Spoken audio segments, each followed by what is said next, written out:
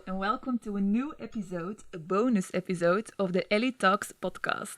Maybe you've heard already that this is not your regular host welcoming you, because today it's Florence, Julie's colleague, from Ariadne Innovation, from Ellie, that is welcoming you to the special bonus episode because we have Julie herself as a guest in the studio today. Well, welcome, Julie, from the other side of the table. Thank you. I'm very happy to be here today. Nice. Very, very exciting as well to do this because normally you only see me on the other side of the screen and just in one episode. But today I have the honor to interview Julie because we thought after 21 episodes that it was time as well to bring the story, Julie's story, her story of entrepreneurship, the story behind Ariadne Innovation. So that's what we're going to talk about today. Very exciting. It's not that I don't know the story, but it's always very nice and very inspiring to hear it.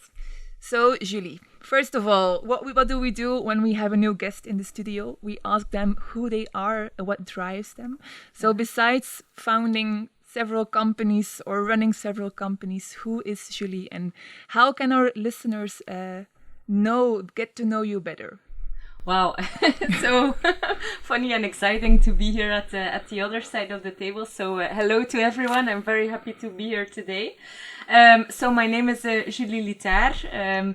I have recently turned 40. I'm the mother of two daughters, Lily and Mary. I'm happily married to Benoit. And I'm someone who is really a creative person, so I look for really the bridge between my passion for textiles, for creativity. I'm also a networker. I like to meet new people, new stories. And I also have a very strong social drive. And I think these elements are really what builds a little bit the story of the transition at European Spinning Group and the launch as well of our startup Ariadne Innovation. Okay, before we go into the story of Ariadne Innovation, let's first talk about your heritage, because of course your entry into the sector did not came out of the blue. You really have a long history, or you really have your roots into the industry. Can you tell our listeners a little bit where that comes from? Yeah, so actually my great-grandfather was a flax farmer, like a lot of West Flemish people and entrepreneurs in the region of Kortrijk, the Lietaer, where flax was built. My grandfather, he traveled a lot for his pigeons. He was actually a pigeon lover, so that's why also in the logo of European Spinning Group there's a pigeon as a tribute to him. He traveled the world and he came into contact in Asia with some textile suppliers and actually imported the first products into Europe in the 70s. So the mother company Simaco was born. Typically, we started as a distributor, trader, and then the second generation, my father Alain, he founded the spinning mill. So we started producing our own yarns. First in Avelhem and then in Spierenhakijn, to really make an impact on innovation and creativity here in the region itself. And now, today, I'm running the company, third generation, also together with my cousin Karel, who is our R&D director, and steering the company towards a beautiful future, which is greatly driven as well by sustainability. Yes, we'll talk about that later as well. Maybe it's a question that we also ask our other guests. For those that don't know yarns, threads, spinning mill, what exactly does ESG or European Spinning Group do? And where maybe as well, where can people find you or what you make? We are a B2B company, so we produce yarn that is intended for weaving or for knitting. You cannot buy it in a consumer shop, but we have our sales funnels all over Europe and abroad. It's a professional product that is based on, I think, more than 100 different raw materials that we blend. So we are not an integrated company. We really choose to diversify and to more integrate in the broadness of the markets in both home textiles, in technical textiles, in fashion, workwear for the part that is produced in Europe. So this diversity is really important for us. So we can find you almost everywhere. Or almost the yarns, everywhere. Almost everywhere. Yes, and I think it's a little bit linked to technology evolution that we heard before, but you might know the spinning process from Doornroosje, from the spinning wheel, but that was the old technology, so now it's all automized, etc. So yes, of course I know the production, but indeed it's the first time when I visited the spinning mill, I was also very impressed. I was expecting a little bit more old-fashioned infrastructure, and then you see all the robots going from one machine to another, everything automized. So I can as well say that it's a lot different than what a lot of people would think. Today you're a CEO of the company, of your own family company, but of course you've been in the company for quite a while. You also have quite a track record within the company. You're changing, making an impact. If you look back at your time already in the company today, what would be something that you're most proud of? The aspect of innovation driven, which is important. I actually did not start my career in the company, so I have some experience in strategy consulting as well as at Barco, which is a technology company. So I was already very interested about the impact of technology on development of products. I think the creativity that we have in the team and really the focus as well on marketing, on creativity, and actually the value that brings towards growth in sales is really important, and something that I believe we have enhanced in the past years with the team as well, making this transition towards a more customer-driven approach, which is difficult if you're in a production company, which is actually almost at the bottom of the supply chain. So this transition as well is important, and I would say as a third driver is really this sustainability driven approach, which as well is linked to entrepreneurship, giving people the freedom and the responsibility to test certain projects that might be important for future development. Absolutely. If you talk about entrepreneurship, you of course have the Hack Your Genes project as the best example that you can give of what can be a result of that. Maybe you can as well, the listeners that don't know Hack Your Genes yet, can tell a little bit more about that baby within the company. Yes, it was indeed actually a traditional story of product development that kind of changed into more business model innovation. So it started from a development that was made in collaboration with the Dutch Knowledge Institute to make a yarn from discarded textiles. In our case, that was denim.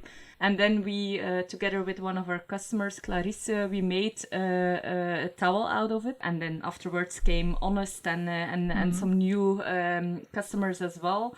But what was important was that this Hack Your Genes project was launched not only because of the product innovation, but also because we felt that like 5-6 years ago, launching recycled yarns in the market was not that easy, because circular economy, we were still taking the first steps, and you felt that there was hesitance towards adopting recycled products. So what we did with a small budget and a small team of young people, which you know very well, Florence, is we started to test some marketing and product design strategies to create end products, to travel around with a very simple booth to shops and to events to show and explain the story about what is recycled material, what is the impact, how can it help create circular economy. And we just started to inspire, and actually there we laid the seed for European Spinning Group, not only for this kind of intrapreneurship kind of testing in ESG in the company itself, but as well, the seed for this whole idea of the startup of Ariadne Innovation, because what we felt is that by doing this, we created some kind of market pull effect by creating a marketing story, creating awareness, and we attracted a lot of different brands, which were not typically our direct customers. So it changed our approach towards sales as well, creating more a design thinking approach instead of a really product push approach. Yeah. Yeah, I know, of course, the project very well, but what triggers me as well is, as a spinning mill, of course, you spin yarns. What was the first reaction the day that you came up with the idea to launch a project like Hack Your Jeans that was, in terms of marketing, indeed, the storytelling, everything around it? I think everyone can understand that it was not part of the day-to-day business of the company, and that it could be perceived, especially we're talking already about a few years ago, that it was not a regular case on the meeting or like on the agenda for the meeting. Yes, well, I think internally in the company at first it triggered some, how do you call it, eyebrow winking, frowning, like, why is this important? I don't believe that the product development itself might stay a niche, but it's really the mentality. We engaged also the whole team, the workers on the machines, in telling them the story about how to make from an old jeans a new jeans. And what you see is that you create some kind of synergy around this purpose, which is important for future transitions. So internally, that changed a lot. Of course, it's a little bit step-by-step approach, as I always told it. So we still need to grow there. But it created some kind of chain effect in the company itself, but as well in our ecosystem in the world, because you stress the importance of marketing. And as it was a very authentic project, because it was linked to the Hack Your Jeans team as well, very sympathetic way of communicating, of listening to people. It created some kind of ambassadorship effect that people were triggered to, even young people. I think in the previous podcast we talked already a lot about the importance of attracting young talent. Well, if you do it authentically with a purpose and such a nice demonstrator project, it triggers a lot of interest. And I honestly must say, I'm not talking about the very technical profiles, which are very difficult to find in any case. But this project already made it possible to attract young people in a very spontaneous way, without having to engage a lot of scouting agents for profiles. I think you're an example of that as well. I think yes. Ellen as well. And it works because there's a fit between the mission and the purpose, and then the culture that you want to create, or that we're creating in the company as well, and that's important. Absolutely. And I think what Hack Your Jeans did really, really well is making sustainability very tangible. From jeans to jeans, people understand that, they see the possibilities, they see what you can do with it, and it made it very easy to understand as well. Yes, so, and definitely denim itself is also a product which is challenged a lot on the basis of sustainability itself. So, I mean, just taking that product as an example was already a big statement. Yeah. Well, we now talked about already ESG. We talked about Hack Your Jeans. I think it was already very clear that there was already a lot to do. But when looking back at 2019, 2020, so you already had that. You're, as you already said, a very active networker. You're present in a lot of boards as well. You give a lot of keynotes and inspirational presentations. And then still in that time, at 2020, you still found the time, or you had the idea to create another company, Ariadne Innovation. So can you tell us a bit where the inspiration came from to launch or to found Ariadne Innovation? Yeah, I think it was a combination between the seeds that were planted due to the Hack Your Genes project. So what happened during COVID, a lot of supply chains got interrupted. People wanted to continue with innovation, which was a lot driven by sustainable innovation. People were looking, if we do something new, let's make it sustainable. But not so many people knew where to look. So what they did, they called the ambassador for sustainable textiles, which I claim from time to time here in Belgium, is they send messages via LinkedIn, mails, etc. As the go-to person, and I collected so many requests that something was I felt that there was a need in having a go-to partner, a pilot, co-pilot, to help people move forward the same way we do a little bit with European Spinning Group as well. And then at the same time, you helped us with that as well, Florence, there was the growth of digital technology. And what we wanted to explore, we were not able anymore to travel around with booths, so we started looking into virtual showroom technology together with our partner Ocular at that time. It was kind of serendipity, as I always tell it. We met Ingrid Willems from Data Scouts, having the same mission of and passion for textiles, but also being a technology expert on building digital ecosystems. And as I'm a very creative thinker, it was just putting all those building blocks together that made it visible that there was an opportunity in creating a digital ecosystem at that time during COVID, because physical was not possible. And it created a huge opportunity to really leverage this digital technology, collaboration and sustainability into one form of Ellie. So it needed to be a separate company, a separate startup company, because Ariadne Innovation is an independent company of ESG, which was important for me. And then, of course, I found my perfect co-founder in you, Florence. So we decided to go for it in 2020, when we believed that COVID would Midst of not. COVID. We didn't know that at that time, but yeah. Perfect time to work digitally. That was no problem, but indeed, it already seems like a while ago, or like it seems like a very distant past. Maybe first, before we zoom into what exactly that we do, because you already told a little bit about it. But Ariadne Innovation, we often get the question, maybe not always the question, but maybe first, it's not always a name that is as easy to pronounce or to remember by people, especially if you go cross-region into the different languages.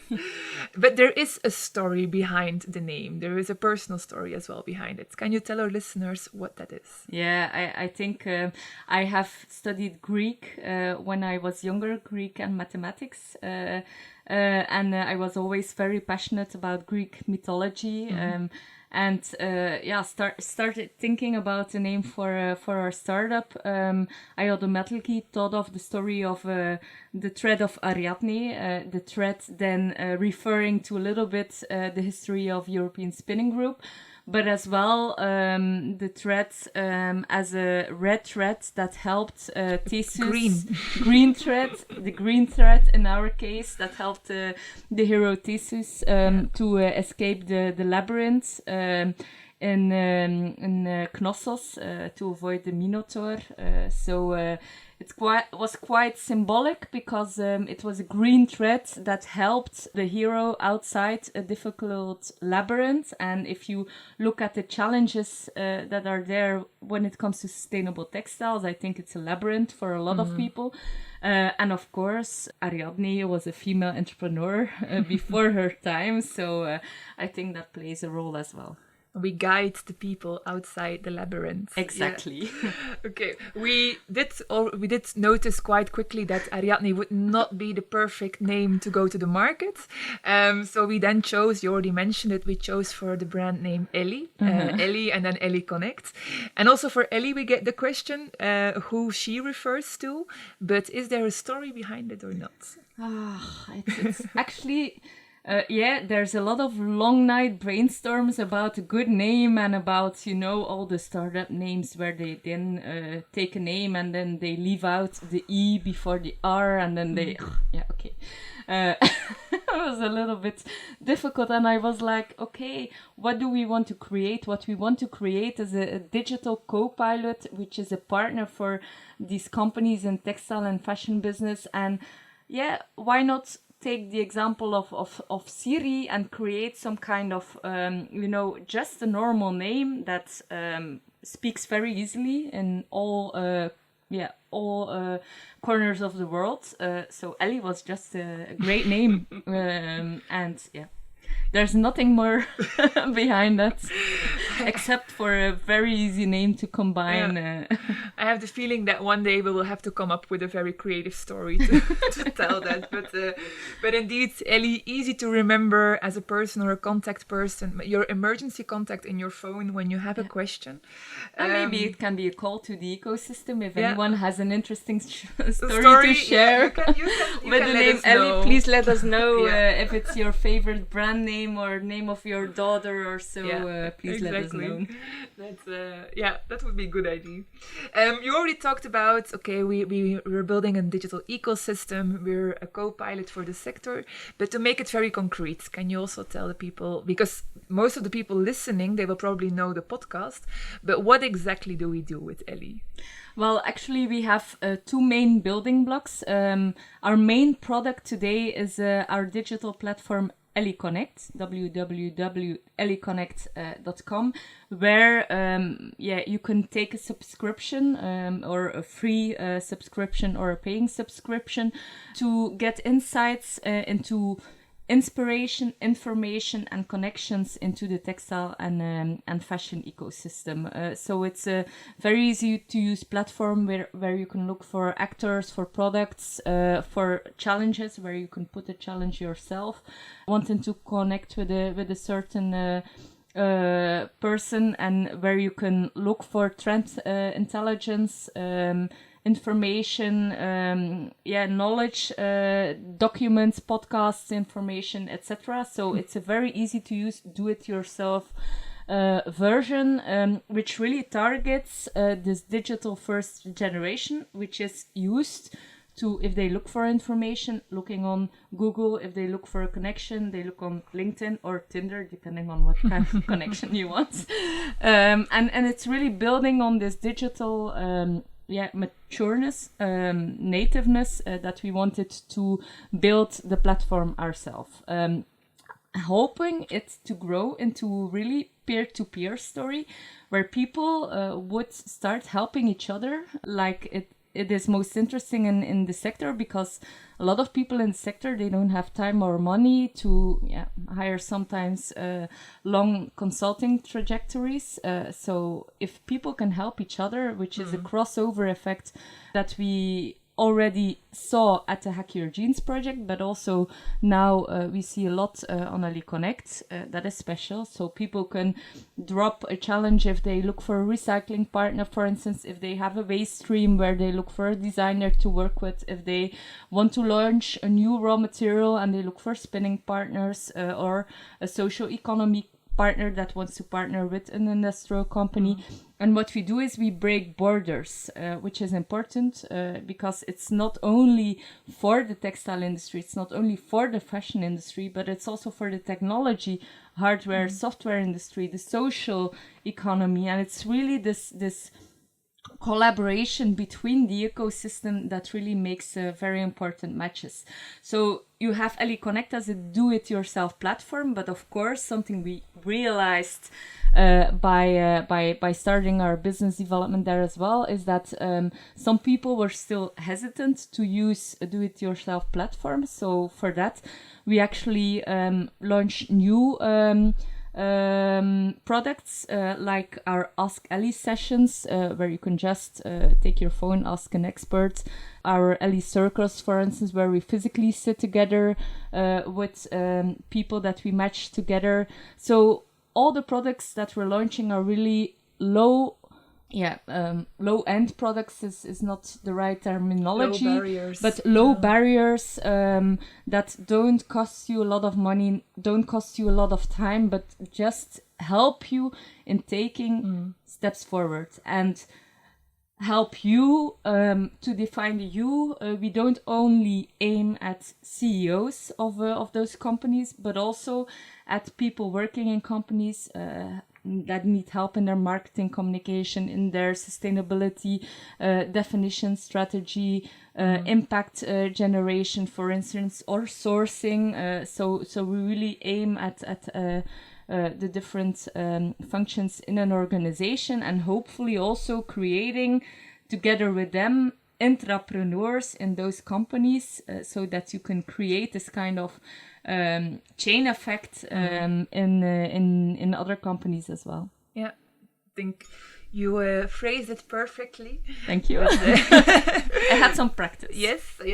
No, but it's. I think that's exactly what we do. It's not only to the sustainability manager, but it's to every part of the organization, and it's always focusing on providing that next step. So you don't have to spend hours and hours on Google to find a partner, which we've done as well, but to make it a bit more efficient. You talked already about it, evolution, that we're also changing, and I think now we're in the market for 2.5 years, something like that. I think that we can say that we already evolved a lot, that we are finding our voice more and more, that we're very, very close to offering what the market is looking for today. If you look back from the start, where did you think we would be today? Or are you surprised if you reflect a little bit on it, how do you feel on where we are today with the company? I think when you look at business-wise, I would say that we're not there where we expected to be in the beginning, but that's normal because we were a bit optimistic. after the COVID crisis, we had the second one and the third one, and then we had the Ukraine crisis, energy crisis, and of course, all those crises, they impact the companies that we target as well. So we have to show them patience and show them that we're here today.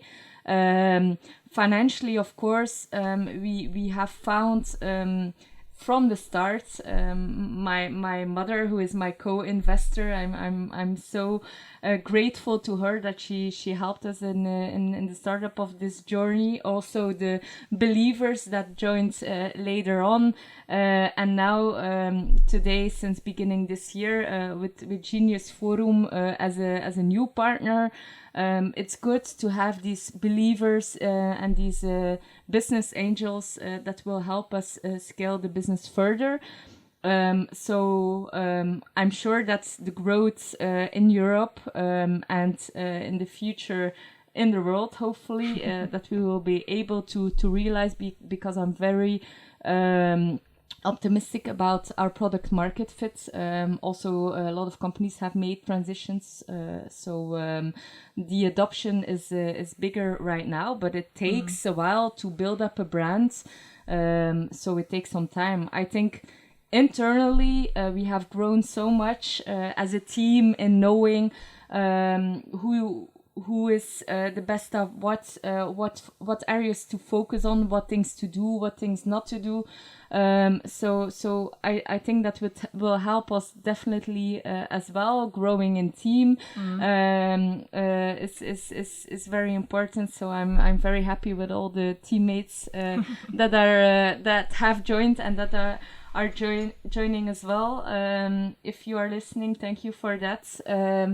But it's just the journey and the impact that we create is amazing. The learnings for me personally as an entrepreneur, it has made me so much more mature than I would expect launching a new company. But I have learned so much about myself as well. that I can imagine, and maybe a few gray hairs as well sometimes. No, but I think what you say as well. Sometimes people say, "Oh, you're still quite a limited team," but then I think we have so many great people around us, so many experts and people advising us, and we have an ecosystem of almost 600 members behind us. So I don't often have the feeling that that we're with a limited team. That absolutely not. And if you would look back, is there one thing that you would say that you're really proud of? Because you already mentioned a lot, but is there one highlight that you would say? Taking a jump with you, I think this was the best decision I made. I think you're a wonderful entrepreneur, co-entrepreneur as well, Florence. So I think the persistence and is so important. What you learn in a startup world is that you have to be proud of every win you have. Yes, so I'm very proud of the first customer that we had. I'm very proud of the first funding we raised, although it were little ones. Yeah. I'm very proud of the first hiring we did. So it's all these kind of small successes that makes one big one. I think big win is now our participation in the Regio GreenTex project on the European level as well. And the living labs on a Flemish level. Yeah. I think those will also innovation-wise drive or help drive building our ecosystem. So that as well, looking forward a lot. But it's difficult to note really one. But I feel very flattered. But from my side as well, it's been a journey. I already learned so much, very highs, very lows as well. But of course, it has been an amazing ride so far, and we're not gonna stop here. We aim for the sky. Absolutely. I think that one question that also will interest a lot of people, because you have two worlds. You're living in two worlds. You have the corporate at ESG, where you're CEO, and then you have the company. I've also worked at ESG and now at Ariadne, and I think very safely say that there is a little bit of difference in culture, which is of course very normal.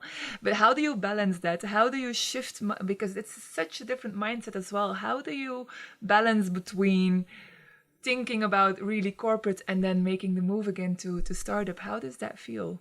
It feels very naturally. And the fact is that I learned to embrace that there's a synergy between the two stories. I'm learning a lot in building team, professionalizing, third generation organization, of course, learning a lot about financial plans, etc. That of course is information or knowledge or knowing how to do it is important for startup world as well.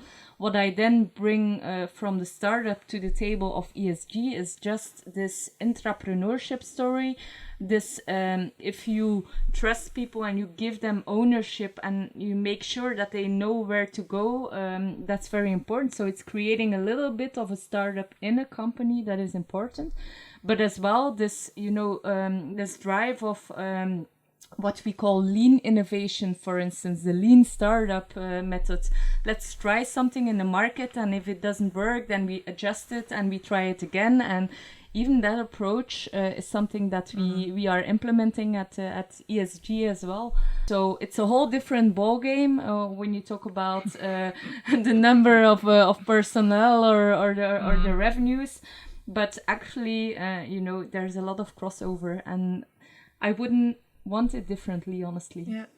I think it's a perfect combination. That absolutely. We already talked about a lot. Very often when I tell the story from Ellie, the story behind Ariadne Innovation as well, I refer to you, and you already mentioned it yourself in the podcast, that you're the circular ambassador. I often say Julie is, you probably Madame know Jeans, her. Madame Jeans. No, I usually say, so founded by Julie, who you might have seen somewhere in the press, or and who is really an ambassador for circular textiles in Belgium, but not only in Belgium. Do you also perceive yourself like that, as really being an ambassador for circular textiles? Yeah, I definitely would like to think so. because it makes everything we're doing more authentic. And I think that's lesson number one when you talk to younger people. They want to start up a company, choose something that fits the person you are. So I talked about this crossover between creativity, network, social drive. Well, it makes it authentic. So I'm really socially driven to make the textile industry more sustainable. Also, as a consumer, I pay a lot of attention when I do that. It's not always easy, but I like to do it, and definitely also being an inspiration for startup entrepreneurs, being it women who are a lot of the time sometimes challenged about this work-life balance. For instance, I get a lot of questions about. Yeah, it's just great to be it, and it just feels naturally for me because it's part of my daily being. It's reflected in the stories as well. I think it's reflected both in what you do at ESG and what we do with Ariadne. Yeah. So that's talking about authenticity. Maybe as well, because we focus so much on sustainability, but where do you see the industry going? Will there be something like after sustainability as well, or is that really the future that we're all working towards? Yeah, the question is how you define sustainability, of course. We have to take care of our people, planet, but as well profits. I think the economic challenges that are there today, they cannot be disregarded. So we need stability there as well. And sustainability, I would call it broader in purpose. I think it will be the last point, but it entails so much. It entails the next technology leap. If you look at the purpose of Elon Musk, I think he has a purpose himself as well. But also in education, for instance, I think the importance of educating next generations is also part of purpose. So it all ends with a purpose, but it has to be a sustainable, long-term purpose. Especially the long term. I think whatever technology there will be or whatever trend, if the purpose is there, then you can really make an impact. Is that also something that you want to pass on to your daughters, to Lily and Marie? Definitely something I'm already trying. So they're only 4 and 6. So I mean, I try to explain it like them, like 5-year or 6-year-olds. But they know hack your jeans, so they have honest denim from Philou and Friends in their closet. So as well as t-shirts with hack your jeans or pajamas where they're sleeping in. So I think that's great. They get educated on recycling, for instance, in the schools, which I think is really important. That's amazing. But then I told them, well, next to recycling of paper and plastic bottles, you also have the recycling of all jeans. Yeah. For instance, the jeans that you're wearing is made from old jeans, and they find it fascinating. But they're still a little bit too young to realize, I think. Yeah. But they do think it's important, and sometimes they make also remarks or quotes where I didn't think this is something that when I was that age that it wasn't mentioned that much. So I think both a combination of parenting as well as education will drive that way. So that's also part of building this purpose is spending time with your family and with young people to take them with you in the story. Creating ambassadors everywhere, inspiring everywhere. When talking about inspiration or dreams, new ideas, is there still, because I know you're very creative, I know you have a lot of dreams, but is there still one dream that you have? Can be for yourself, for Ariadne, for ESG. Is there still something that you would like to do? It's difficult to say. I would, and for Ariadne, definitely for Ellie to go global. I would find it amazing that I visit customers or suppliers in Asia or in the US, and that they know of Ellie. Yeah. So that Ellie goes abroad, and that we can, create believers and ambassadors there as well. So definitely, I think that's part of our growth.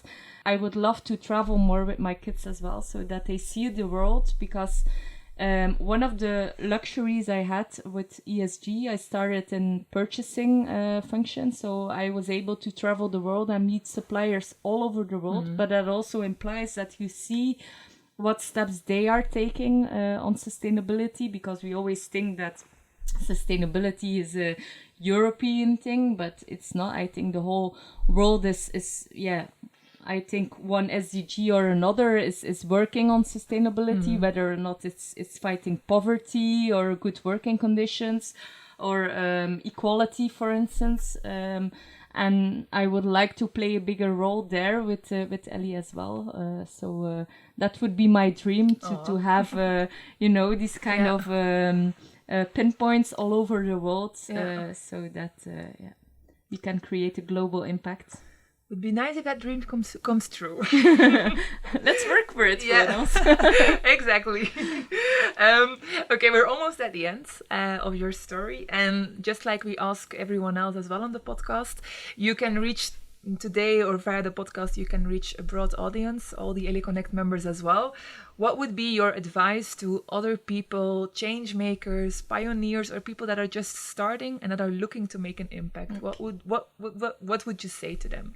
I would say open your smartphone or laptop, go to www.Ellie.Connect.com and please register, keep following. No, that's only the commercial. Let's make that dream come true. Yeah.